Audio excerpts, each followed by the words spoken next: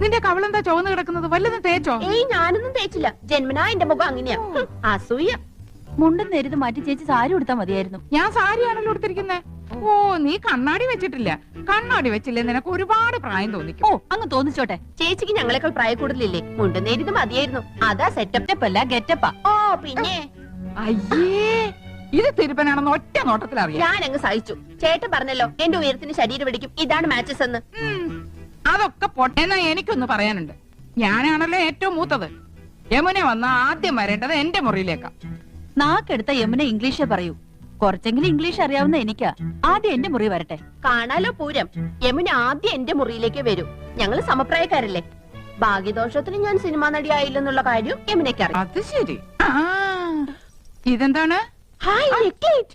ഇതൊന്ന് കെട്ടിത്തന്നേ. എന്റെ പൊന്നും കൊടുത്ത ചേച്ചിയല്ലേ, ഇത് എനിക്ക് തരുമോ? എനിക്കിതാ ചേച്ചി. അപ്പൊ രണ്ടുപേർക്കും വേണം അല്ലേ?